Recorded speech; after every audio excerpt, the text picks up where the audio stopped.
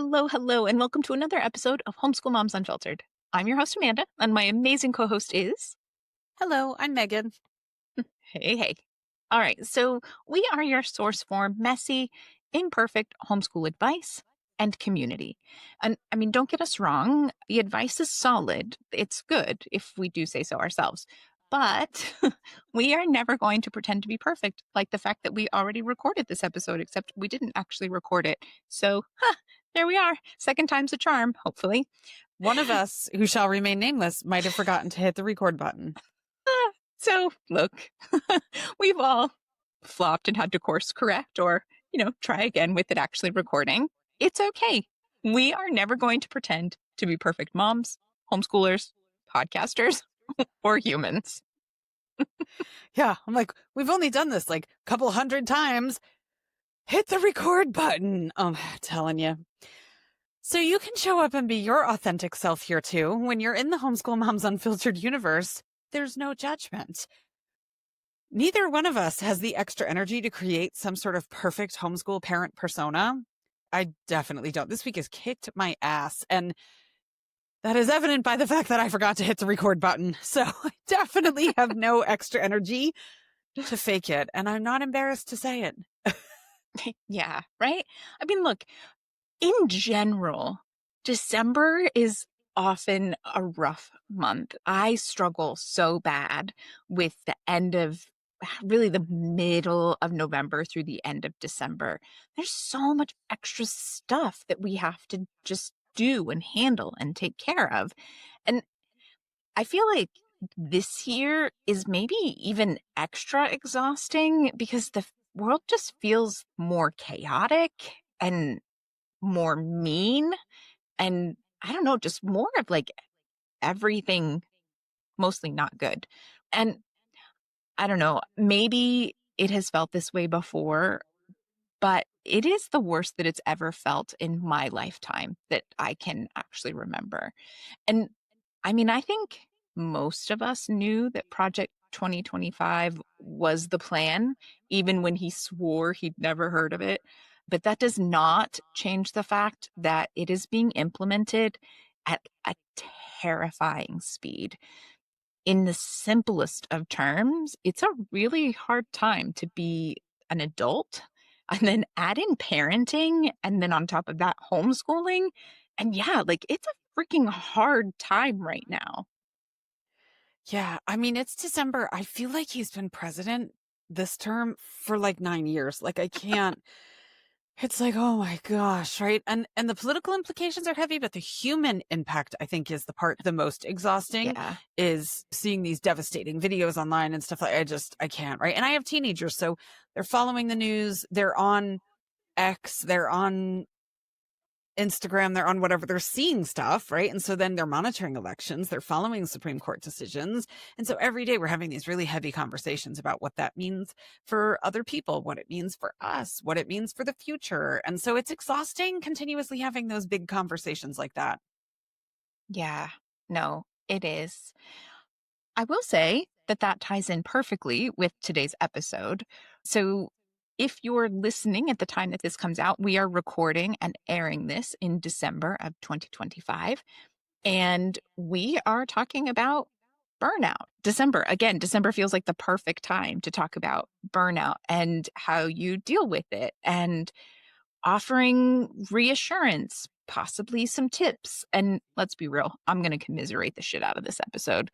That said, even if you're not feeling the burnout right now, I mean, good for you. That's awesome. But you should also totally stay tuned because someday in the future, you are going to be feeling spread too thin, or you are absolutely screwing up this whole homeschool thing. And hopefully, when that happens, because realistically, it's going to happen at some point, hopefully, this discussion kind of like floats back in or niggles in your consciousness. And you can be like, oh, yeah, I know I listened to an episode about that. Let me go back and listen to it again. And hopefully, this will be helpful for anyone who's listening. But before we dive in, we do like to start all of our episodes with a weekly recap. It's part of that whole keeping it real vibe, although I'm not positive we need to prove that this week. Lots of people do enjoy hearing what we have going on. So, what do you have going on in your world, Megan? Oh, man. Yeah. It's been a week. Not bad, just a week. I mentioned in the last episode that my daughter was starting intensive Portuguese school, and it's for a larger purpose. I mean, obviously, just living in Portugal is enough reason to learn Portuguese, but she has some higher education goals that she set for the next school year, the 2026 moving forward, 2026, 2027 school year, where her academics would be in English, but you're in Portugal, you're going to be with all these Portuguese students socially. You're going to be quite hampered if you don't speak the language. So she's doing 3 hours a day, 5 days a week, intensive Portuguese, and then homework on top of that. And listen, it's been a really long time since we've had to be up and dressed and out of this house by 10 a.m. It's not a thing in our universe. It's just not. We've worked really hard to build a life where that doesn't happen. And there was a school that was actually closer to our apartment, but that one started at 9 a.m. And both of us were like, mm-mm.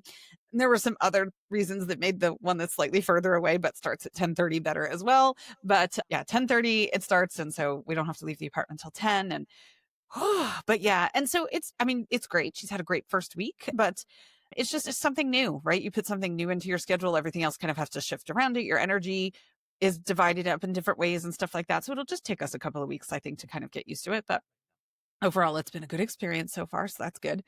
Our dishwasher kind of imploded the other night, which was fun. I was in bed typing away on my laptop, and all of a sudden the power went out for the entire apartment. And I wasn't sure if it was just us. So one of my kids was in the living room. I said, go in the hallway and hit the hallway light button and see if that goes on. And it did. So I'm like, okay, it's just us. Reset the main breaker. When we reset the main breaker, something was beeping. I'm like, what's beeping? We go into the kitchen. It's the dishwasher, but it's gushing water. And our dishwasher's been looked at a couple of times since we've been here. It's had some mild issues. This was the nail in the coffin. So the new dishwasher's coming tomorrow. That was fun. But yeah. I think this weekend, my goal for the weekend is to go see the new Nuremberg movie. That's Russell Crowe, Rami Malek. Oh, what's that other guy's name who's in it? I don't, anyway, I know him from something else, but it looks like it's going to be really good, if you can say that about a movie about war crimes. But it's been out in the US for about a month. So I've talked to some people who've seen it, but I thought it was coming out here in Portugal December 10th, because that's what Google told me.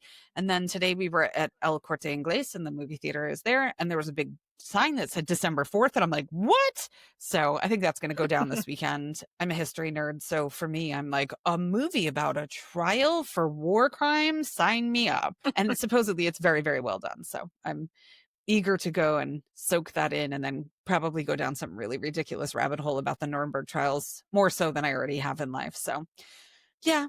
So I'm sure your weekend plan does not involve a movie about war crimes. What do you have going on, Amanda?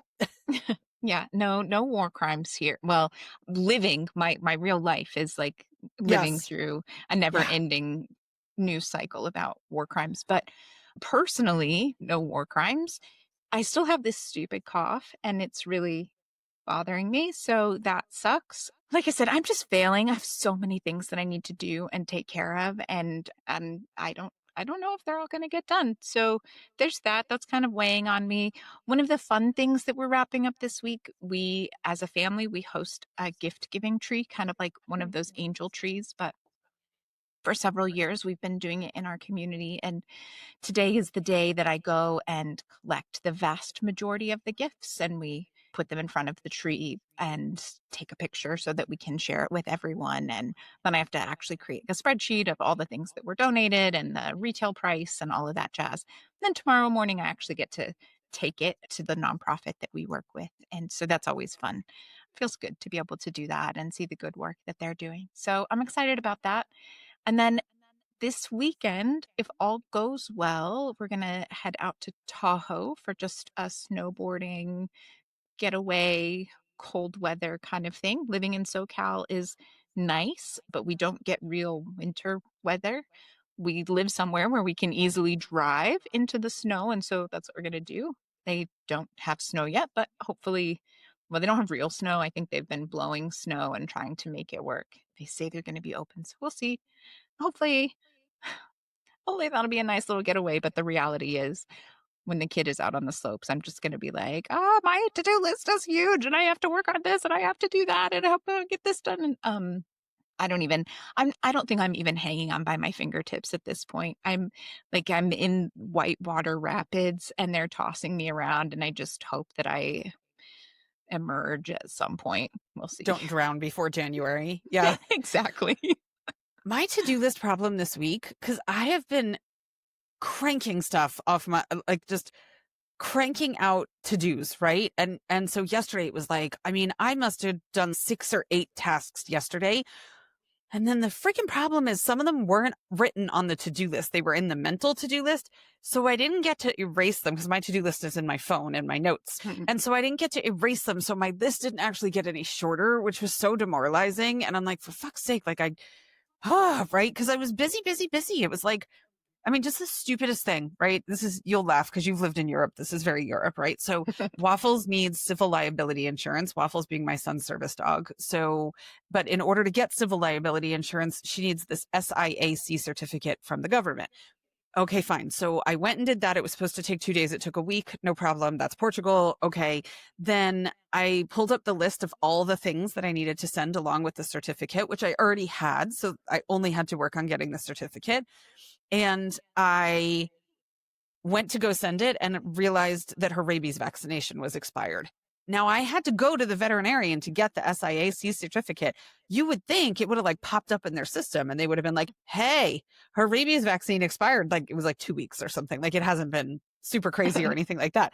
No. So now she's going to the vet on Tuesday next week to get a rabies vaccination. I'm just like, oh my God, I just crossed this stupid thing off my list, but it's like a 17-part task. So no, Yeah. it's never going to end, you know? And then when I think it's a 17-part task and I'm on 17, I'm going to find out about like 3 bonus layers of tasks that I just Yeah. magically unlocked and I'm still not done yet. You know, it's just like these stupid logistical things that just, right? And you have 20 of them.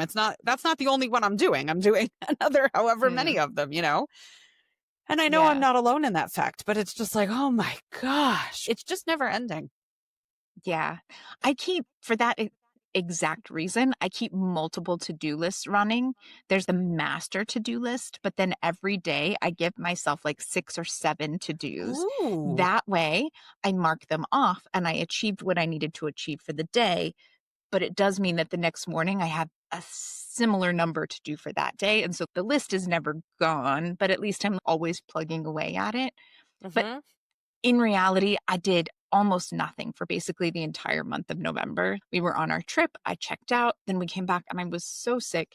And like I said, I'm still not sleeping through the night because I'm waking up every night with these coughing fits and stuff. I'm just having a really hard time getting going. But I'm like, I can't take another month off. It's just a cold. It's not that big of a deal. I mean, when you have chronic illness, just a cold is not a cold like it is for everyone else. But still, the reality is like I can't check out for too much longer. Like these things need to be done. It is what it is. But that's the perfect segue, right? Burnout. How long can you take off? So it is only natural to have burnout periods in life for you personally, professionally, and as a homeschooler. Because number one, we are not robots. Number two, life is real and it gets in the way. And number three, homeschooling is a lot, right? Like parenting is a lot. And then we have even more on our plates as parents and caregivers who homeschool. It just is what it is. And sometimes we're going to need to take a break. Sometimes we're going to need to shift gears. Maybe we need to find a way to recharge. Maybe we just need to find a new groove and carry on. Maybe we need to drink tea and carry on, or I don't know, stay calm and carry on. Whatever it is you need to do, right? Like tequila and carry on. That might be my motto for tonight. But in any event, we're going to talk about how to carry on. So let's dive in. I think one of the first things that we have to address if we're going to talk about this is the fact that as homeschoolers, there is a ridiculous amount of pressure, both put on us by society and by ourselves. This is definitely partly self imposed, that we have to run school flawlessly year round.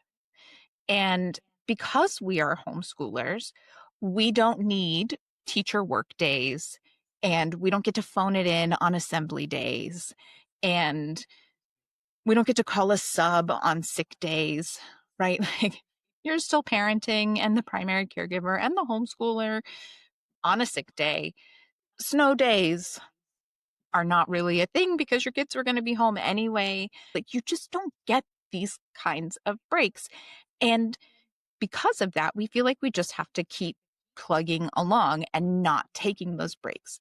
I know I definitely struggled with this myself in the earlier days in homeschooling. Now, I personally make sure that I build in a week, sometimes two, literally every quarter, just for catching up. It'll have nothing else planned. So in August, when I am creating my entire plan for the year, which again, this is, you don't have to do that, right? We've talked about this before. This is what works for me. I have chronic illness and fatigue and brain fog. And so for me to sit down in August and create the entire year's lesson plan with curriculum pacing and all of that kind of stuff, that works for me. It is not Amanda does this, so I have to do it too. That is not what we're doing here. But anyway, when I'm planning for the whole year, I make sure that I build in 1 or 2 weeks each quarter that say nothing except catch up. We're not planning any new math. We're not planning any new science or any new history. Like, we're just catching up. And if we are caught up at that point, then maybe we get to do some extra field trips. Maybe we get to do a unit study we were interested in. A couple of times a year, even beyond the catch-up weeks that I do, I build in a few easy weeks where the plan is to do half of our normal course load. Because, like I said, schools get half days. We're taking those too. And then I definitely build in loads of breaks. We do kind of a modified year-round schedule, which you hear lots of homeschoolers saying they do because, well, you're with your kids all the time and learning always happens. So do you really take summer break? And, oh, well, we had this big vacation or we did this world schooling thing, so we felt like we needed to work during the summer. All of that is fine. Whatever works for you is fine. For us, I make sure that we have 1 week of fall break, 2 or 3 weeks of winter break, 2 or 3 weeks of spring break. Summer varies depending on what the rest of our travel schedule looks like and what we're doing. But we have actual breaks in there where it's like, you know what? We're just going to watch bad TV and build Lego projects and work on puzzles and whatever else. Build those in for yourself. Give them to you. You do not have to hold yourself to a standard that the public schools are not holding themselves to. Well, the interesting thing to me is that we're even comparing ourselves to public school because, number one, we all sit around all the time and talk about how fundamentally flawed, challenged, broken, whatever word you want to use, the US public school system is. I don't think any of us are sitting around going, oh, they have cracked the code. They have figured this out, right? So no, they haven't. If you're homeschooling, most likely it's because that system doesn't meet your kids' needs. It's not what you want for your kids, etc. So why are we comparing ourselves to that system anyway? Because we've already said, hey, we've got this. We know that we can offer differentiated education. We know that no one knows our kids better than we do as parents or caregivers. So what they're doing should kind of be irrelevant. But I get that it's not because we're so societally programmed to look in that direction. But we're looking at a system that we ourselves as a society also admit is like really not in good shape. So why? Why are we right? It's a hard habit to break, even though logically it doesn't really make any sense for us to be going like, oh, okay, well, are we doing as good of a job as they're doing? And it's like, how could you not in some cases? I mean, I had a session one time with somebody for coaching and they lived in Kentucky and it was like, oh, I'm just so afraid that I'm going to mess this up. And I literally pulled the rankings up of the states and screen shared with this parent was like, you think you can't do better than this for your kids? I mean, we're looking at all these different numbers that I had pulled up and all these different stats. And I'm like, you got this, right? You care about your kid more than anybody on this planet does. There's no way you could do a worse job than what's being offered down the street at your local school. you've got this. And that's not to say that the teachers at the local school down the street from her are not putting their heart and soul into trying to educate those kids, but they're working in a fundamentally flawed system. So there's just only so much they can do with what they have at their disposal. Yeah. And I mean, statistically, no matter heart and soul or not, like still 49th in this ranking and 50th in that. Like it's Yeah. brutal out there. So It's yeah. okay, right? Yep. So, I mean, the reality is homeschooling is not meant to be a nonstop grind. Really, almost nothing in life is meant to be a nonstop grind, but especially homeschooling. Rest is part of learning. Absolutely. I mean, think about it. If you're a fitnessy person, right? Are you ever going to achieve your fitness goals if you're not taking rest days? If you're doing 5,000 squats a day every single day, there's not enough protein and supplements in the world to repair your muscle in order to turn around and go back the next day and do another 5,000 squats. Rest has to be a part of that equation. And it's the same with kids and learning and you and delivering education and all of that good stuff. So, yeah. Yeah. No, absolutely. So burnout can happen at any time. And I don't want to downplay it. Generally as a person and in life, I feel overwhelmed in December. Every year in December, I'm like, I'm never going to survive December because I always overcommit to way too many things. But my burnout often happens outside of this time as far as homeschooling and that kind of stuff goes. So I don't want to downplay the fact that your burnout might come in the spring or the summer, whenever. But it is important to take a minute to address the fact that there is a specific type of burnout that often happens this time of year, and that early winter brain fog kind of stuff that comes up. Kids and their grown-ups are overstimulated, overcommitted, hello me, and off their regular routine this time of year. It just is what it is. And December burnout, it hits extra hard because you've got shorter days. This is the month, the shortest day of the year in the Northern Hemisphere, anyway. You've got loads of different holidays that you're dealing with and thinking about and looking at. You've got social overload. There's so many events that you should try to get to, or plays that you want to go, or musicals that are a wonderful opportunity that you should really experience. It's like, how many more things can we put in the calendar that we didn't have in the calendar already? There's the invisible labor of just everything having to do with the holidays. Social media is full of things. They're like, I'm realizing now that the magic of the holidays from my childhood was actually just a really tired mom. And that might not be your case. Maybe it's a really tired dad, or maybe you share a partnership, but there's a ton of invisible labor that happens around the holidays and this time of year.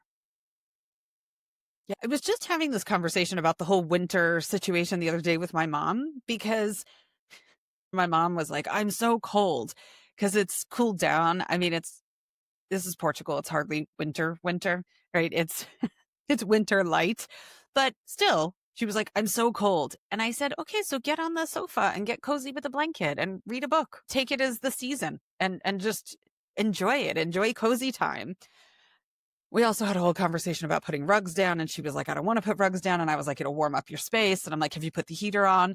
No, because I'm afraid of the heating bill. And I'm like, okay, well, if you're cold, you have to do one of these things. Like, something has to give. But that's neither here nor there. But I was saying to her, like, I go, this is a cyclical part of life. This is what we're kind of meant to do. I mean, humans don't hibernate in the traditional sense, but I'm like, circadian rhythms change when it's darker earlier during the day. Your body produces more melatonin, which is like that great sleepy chemical. Then your serotonin levels drop because you're not getting as much sunlight. So it is an evolutionary adaptation. I mean, if you go back to hunter-gatherer times, hunter-gatherers would have conserved energy when it was cooler out, darker and colder in winter months, because they weren't out hunting and gathering quite as much and they didn't have as many resources. And so they needed to conserve energy. I'm like, we're the same. It's just that we've been thrust into this, your worth is tied to your productivity, hyper capitalism lifestyle where we feel like we have to go 100% all year long. And We don't. So it's not necessarily a sign that your homeschooling isn't working, that it was an idiotic decision that you chose to homeschool or that you've done this, right? It's not a great time to make decisions. I remember years and years and years ago, we had a death in the family that was very sudden, very unexpected, somebody who was young. And like the biggest piece of advice to his wife was, don't make any big decisions right now. Don't buy anything. Don't sell anything. Don't decide to move. Don't do any of these things right now. This is not the time to do it.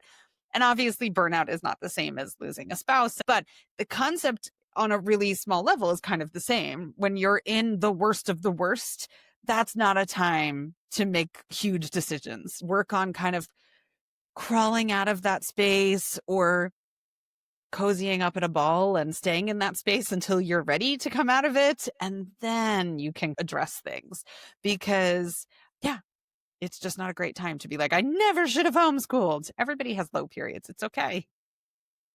Yeah, no, for sure. I think another thing that we need to be aware of is that public school and public school teachers, they are phoning it in sometimes too, even on the days that aren't assembly days or whatever. In December, especially as you get closer to the holidays, I am certain that you will see and hear things about how the kids had to dress up like the Grinch for the day or whatever. And you know what? They watched the movie as well because they were in a different outfit and they had extra candy or cookies and they were just being a little off the wall. And you know what? The teacher was like, watch a movie. If teachers can do it, so can you. We have to stop holding ourselves to this unrealistic standard that is not even being done in the public schools. Like it's okay. It's it's okay. Everyone phones it in at their job every once in a while. And your job is to homeschool.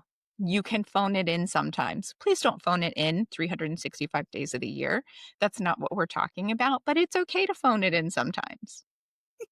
I'm laughing about people phoning it in at their job. Sometimes I used to have what I used to call personal working days sometimes, where I would take all my mail to the office. I should never say this out loud if anybody's ever listening. I used to take all my, like the big pile of mail that sits on the kitchen counter that you're like, I really have to go through this.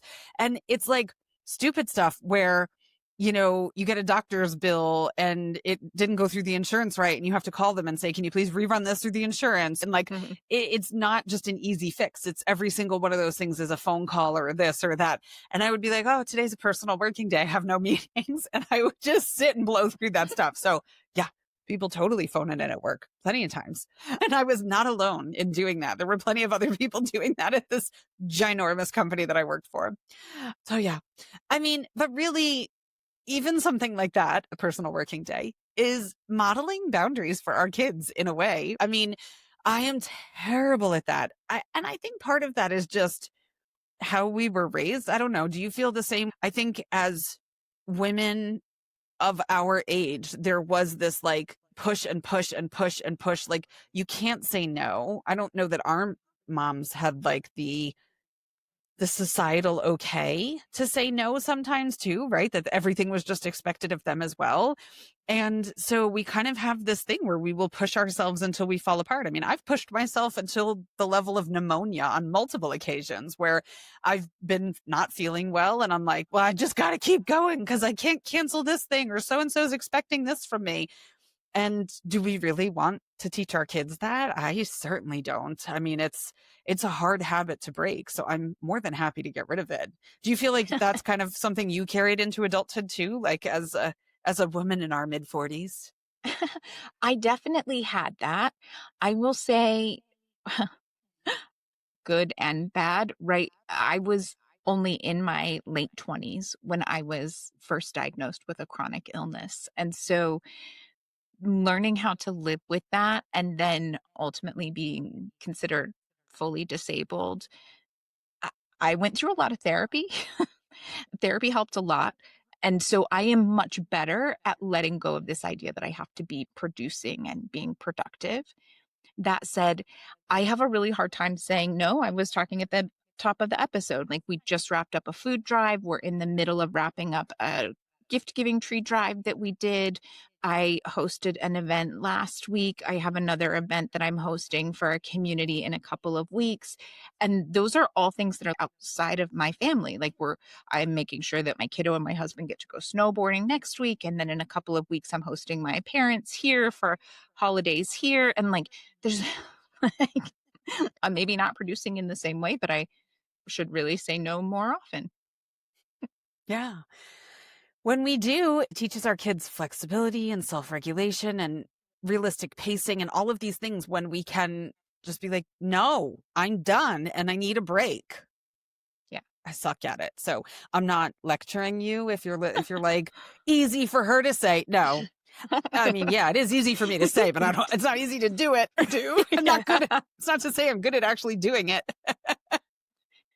Okay, so before we go any further on any of this, like we definitely have some suggestions and ideas and things like that. But it is important to make sure that, again, we really drive home this point that burnout does not mean that you have failed. Okay. No. Burnout is data, right? It gives you information. It's your chance to say, you know what, this isn't working. Let's see what maybe can change or should change. It's not a verdict. It's not the final stamp on your homeschooling journey. You aren't meant to run at 100% all year, every year, year after year. Hopefully, you are teaching your kiddo that no one is perfect, and you have to extend that same grace to you. 100%. I'm always saying you hear stuff like 110%. And I'm always like, you can't give 110%. It's not there's 100%. Like, like, let's be realistic. And no one can give 100% all the time. If you ran your car at that, your car would be dead really fast. Don't do that to yourself. And then again, we have talked about this in so many different episodes. But at the end of the day, teaching from a place of burnout, a place of misery, a place of just, do I have to? It undermines learning. If your kids are not excited about it, if they don't want to do it, if you couldn't care less, but you're like, can we just freaking get this done? That's going to happen sometimes. But if that is where you're at day in and day out, you're not learning and retaining the way that you want to. And so, take a break. Breaks really do make your homeschool better, not worse. I mean, maybe I would advocate taking a real mental health day or personal health day, not just going into the office and doing your home mail. But when you work at a regular job, there are mental health days and personal days because sometimes you just need to not be in the office surrounded by those people. And it is much harder to do when you're a parent and you're homeschooling. If you have a day where you're like, I really need to be not around these people. It's hard to do, but you can at least take a break from homeschooling. Okay. Now, all of that said, I do think that one thing we also forget, especially in December, I feel like it's really challenging, but year round, it can be a struggle as well, is that burnout can often be offset by good community.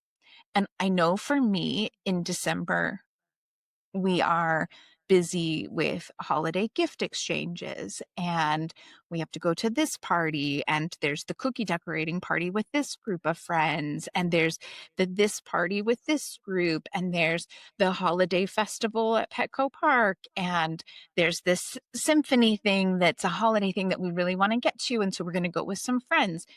And while all of those things are fun and they're part of the holiday magic, they they aren't really feeding my soul or even my kiddo's soul the same way his regular play date with his friends helps, or the same way that my evening of wine and bitching instead of book club actually just helps me feel ready to tackle the next day, the next week, the next month. And so it's really important to make sure that you are not overlooking the opportunities for community and support. If you don't have a great one around you, which I know if you're a secular progressive homeschooler, especially these days, it can feel really hard to find those people in the wild in like physical, real life situations. Come find us online. We have a Patreon community. There's chatting and discussions that way, and things that get posted in newsletters and stuff like that so you can connect. But for a really low fee, we have paid memberships that have actual Zoom calls where we talk and we connect. And it's not that expensive, but by having a small price associated with it, it keeps out all of the trolls so that we have a really nice, positive environment for people. You know what I'm talking about. If you're in Oof. any online groups, the trolls these days are out of hand. So yeah, come come join us. Find your people, make those connections. It really can make just such a big difference. Yeah. I mean, that's how Amanda and I met. We met in an online homeschool parent book club during the pandemic when everybody was hardcore, hunkered at home, seeing no one. And it was just the best thing on Sunday nights. There were about a dozen of us, and we would all get together, and we still are all connected. And it's just, those are our people because it became such a tight knit group, even virtually, that made a huge difference for us during the pandemic. I know it was, whew, thank goodness. The other really awesome thing about having solid community that knows you, that knows homeschooling, that gets what you're all about, that you're seeing on a consistent basis is they'll be honest with you, for better or for worse, right? Yeah. They'll be Which honest is with you. good, but also Yeah. a little like not so great, but still Yeah. really important. Like, eek, right? Yeah. But thankfully, our community is a really kind community. So you'll get honesty in a kind way. But you might need somebody who's with you often enough and hears you talking about your challenges and things like that to kind of go, hang on there, friend. This feels like perpetual burnout. This feels like perpetual salmon swimming upstream type of situation. Maybe it's time to take a couple of big steps backwards and reflect and see what might change. Maybe your curriculum's too rigid. Maybe your schedule's too ambitious. Maybe you've signed your kids up for way too many things. Maybe you're carrying a ridiculous amount of emotional load and we could see what you might be able to let go of or what you might be able to pass off, hopefully, to a parenting partner or another relative. Maybe your environment isn't neurodivergent friendly enough. I'm in so many groups for parents of ADHD kids and autistic kids on Facebook, and some of them are not homeschool specific. Most of them actually aren't. But then you'll get this slim percentage of homeschoolers who are in there who are just pulling their kids or trying to homeschool or struggling through homeschooling. And one of the most common things that new homeschoolers do is replicate school at home. That's whether you're homeschooling neurodivergent kids or not. It's super duper common. But especially with neurodivergent kids, if you're pulling them out of school because school was a train wreck and then you replicate that at home, it's not going to go well. So having an outside person sometimes who's walked a similar mile to be able to point that out and walk you through some of those things can be really huge. So supportive community, game changer. Yeah, well, and I just want to point out too, you mentioned that maybe you've got your kids overcommitted. It might not have anything to do with your kiddos or even your homeschooling. You, as the grown up, might be overcommitted, trying to do too many things. I'm looking at myself here. And it might take stepping back and going, you know what, actually, there's nothing really wrong with our homeschooling. I'm overcommitted and I don't have the patience to be able to show up for the homeschooling portion or to be able to show Right. up for my kiddos in the way that I want. And this is on me. I need to do something there. And yeah, you might need to still take a break from homeschooling while you recalibrate and figure out what that looks like. But it's important to remember that just because homeschooling is where it's going off the rails, it doesn't necessarily mean that the issue is with the homeschooling. Mhm. It's the same with parenting, right? If you're having problems with parenting, sometimes it is something that you need to do or need to address, but a lot of times it's something else that is causing your time together with your kiddos to go off of the rails. It's the same kind of thing. So we're going to share a few different ideas of things that are really doable mini reset strategies. Some of these might work for you. None of them might work for you. One or two might be like, I could take that and tweak it and make it work in our Yeah. home. This is just to get you thinking about things. So, one thing you could try is to move the lessons to the couch for the week.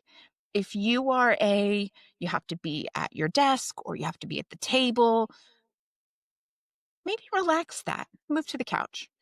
You could try switching. Last year, I definitely talked about how for the month of December, we took off from all of our regular coursework and we did December school. So maybe for you, it's crafts, books, and baking. For us, we just did all interest led unit studies that were self directed by the kiddo, and he got to study all of the things he was interested in. And we didn't worry about whether or not we were getting our math done. And we didn't worry about whether or not we were staying on pace for history or whatever else. He didn't have any writing assignments. He just got to study things he was interested in. For some people, they might switch to a 2-week block schedule instead of trying to fit everything in every day.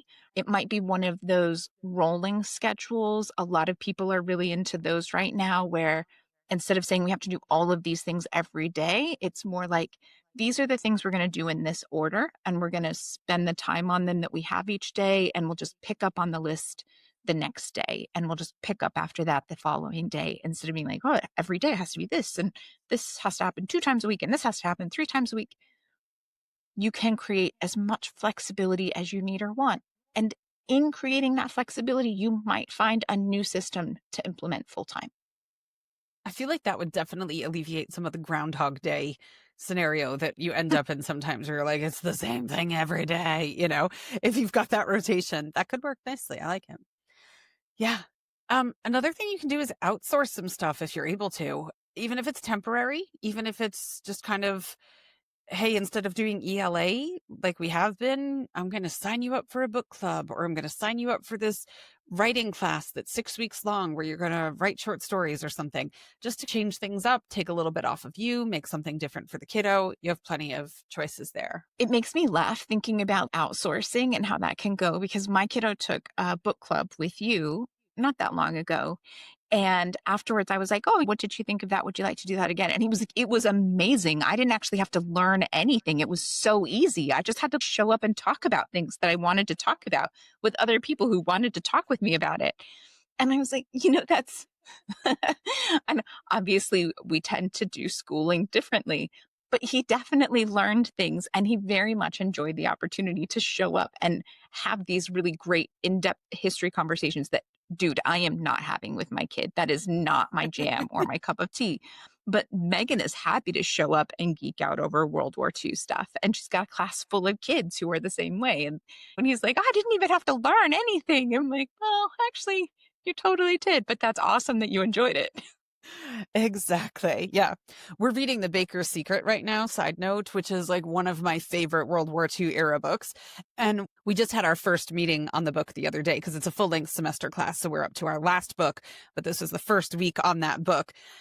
And the chat on Zoom was on fire. People were like, this is my favorite book of the semester so far, and like all this kind of stuff. And I was thinking about your kiddo because I was like, oh, we've hit on the World War II. He'd be all in this right now. So our books for next semester are pretty fire if you want to show them to him and see what he thinks. So, and if anybody's listening, if you have a teen, it's a feminist book club. We read historical fiction, but always our main character is some badass female, not some like, what do we do now female, but we bounce around geographically. Like next semester, we're going to be in the former Yugoslavia. We're going to be in Iran. We're going to be all over the place. So we dig into like the history and the politics and the culture of all the places that we're reading about. And in the words of Amanda's kid, we learn nothing, but we do a whole bunch of stuff in book club, but it's just a super casual environment. So it comes across as really fun, but yeah. Anyway, so yeah, send your kids to me. We'll have fun and they won't even know they're learning, right? Yeah, yeah, exactly. Yeah. So yeah, but I mean, there's all that stuff. You can take a break, take a week off. It's okay. And then slowly transition back into your schedule once you're feeling a little bit more, right? You've got some options there. So a quick way you can kind of diagnose your burnout is ask yourself some questions. Am I exhausted or under supported? Are my expectations misaligned with this season of my life or my children's development? I can't tell you how many posts that I see where people are like, I have a 3-week-old and I feel like I'm not doing a great job at homeschooling my 5-year-old. And I'm like, first of all, your 5-year-old doesn't need to be homeschooled formally. Second of all, you have a 3-week-old. This is a time for your family to regroup and for you to rest and heal and recover, and for your other child or children to acclimate to having this new family member and all, like, oh my gosh. So that would not be appropriate expectations for that season of life. And it's okay for you to be like, yeah, that's not what we're doing here. Yeah, no, for real. I mean, the other thing too is assuming that you're not fresh out of labor and delivery, you might just ask yourself, what would feel lighter for the next 2 to 3 weeks? Again, this is that thing of really thinking about, is it the homeschooling that's a problem, or is it something else in our life that's the problem? And what would just make it feel lighter and easier for a couple of weeks? You might say, what am I doing because I should, not because it actually serves us? Another question to ask yourself is, are there things I can change immediately to help? And if your answer is no, actually, like right now in this moment, there's nothing that I can really change immediately to help, and I feel really awful about it. The next question is, if I can't change them immediately, what boundaries can I put in place right now? And what plans can I set in motion to make the changes that we need? Because if you have a plan for doing something, it will make it more manageable. I talked a season or two ago in the podcast about how I, I agreed to do this podcast. I did not think it was going to go anywhere. I really thought we were going to have like 70 listeners. And after 3 or 4 months, we'd be like, well, that was a fun lark. And we'd shut it down and that'd be the end of it. That's not what happened. And it's really taken off and taken over my life. But at the time, I was still board president for a large HOA. We were managing a multi-million dollar budget, and I was really freaking busy with it. And I just was really struggling to manage it. But I did feel really bad about the idea of just walking away from it. My term was coming to an end. And so I was like, okay, I'm not going to run again. When my term ends, I'm done. And I started putting things in motion and putting things in place so that I could for sure roll off of the board when my term ended. And then for legal reasons and all kinds of things, my term just kept getting extended. And you're like, oh my God, when is this going to end?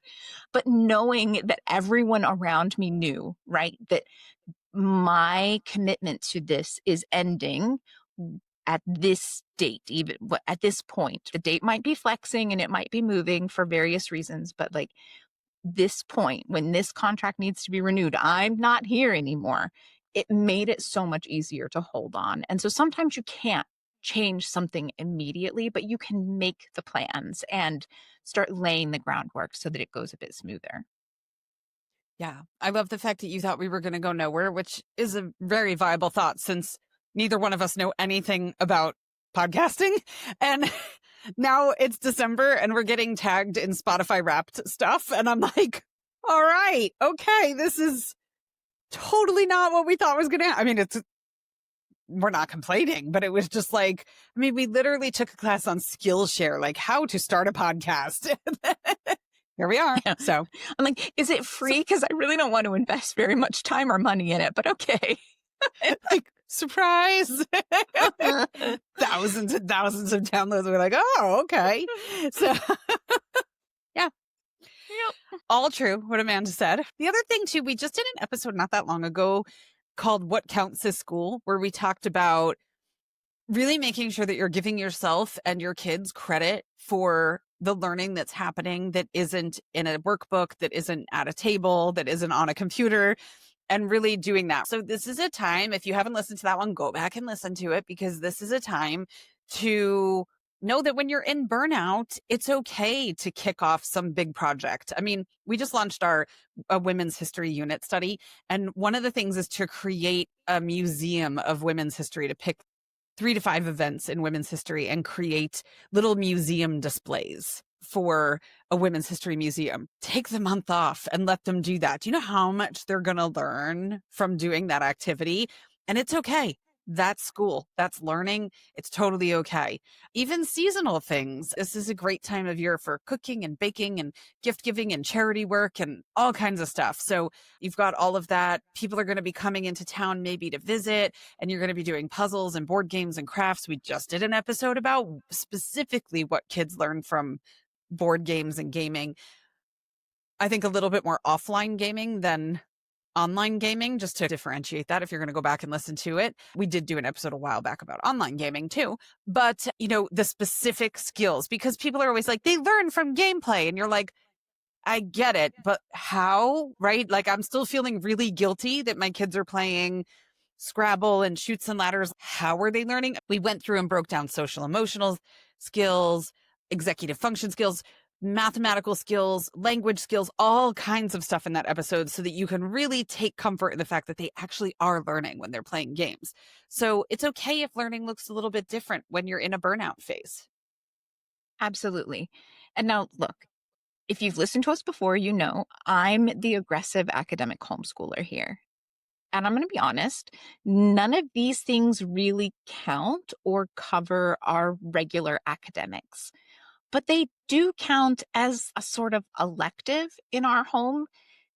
And I know that the vast majority of the year, my kiddo is learning more. He's learning more quickly while homeschooling than he would in a brick and mortar school.